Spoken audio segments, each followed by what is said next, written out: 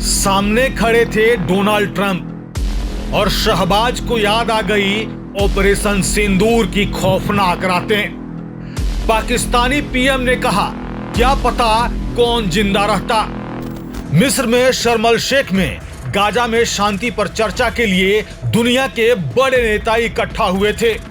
इसी दौरान पाकिस्तान के प्रधानमंत्री शहबाज शरीफ के दिमाग में 7 से 10 मई 2025 की खौफनाक रातों की याद ताजा हो गई।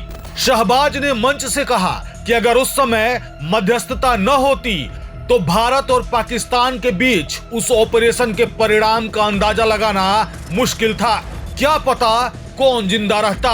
Suffice it to say, had it not been for this gentleman, not only, who knows, India and Pakistan are both nuclear powers. Had he not intervened along with his wonderful team, during those 4 days, the war could have escalated to a level. Who would have lived to tell what happened? आपको बता दें कि इस summit में 20 से अधिक देशों के नेता शामिल थे।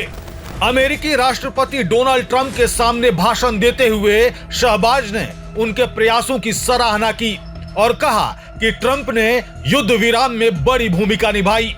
उन्होंने कहा कि ऑपरेशन सिंदूर के दौरान भारत और पाकिस्तान के बीच तनाव चरम पर था और अगर ट्रंप और उनकी टीम न होती तो स्थिति बिगड़ सकती थी।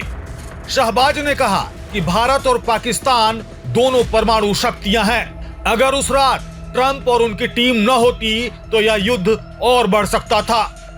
उन्होंने ट्रंप को मैन ऑफ पीस बताते हुए कहा कि उनके प्रयासों से शांति स्थापित हुई और इतिहास इसे याद रखेगा।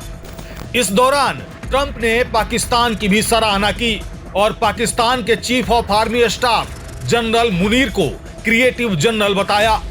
उन्होंने मंच से कहा कि भारत एक महान देश है, नरेंद्र मोदी मेरे अच्छे दोस्त हैं। मुझे लगता है कि भारत और पाकिस्तान साथ साथ बहुत अच्छे से रहेंगे। वहीं भारत ने बार बार कहा है कि पाकिस्तान के साथ युद्ध विराम 10 मई को दोनों देशों के डीजीएमओ स्तर की बातचीत के बाद हुआ था। इसके तहत पाकिस्तान ने युद्ध रोकने की गुहार लगाई थी। वहीं भारत ने 7 मई को ऑपरेशन सिंदूर के तहत आतंकवादियों और उनके ठिकानों को निशाना बनाया था।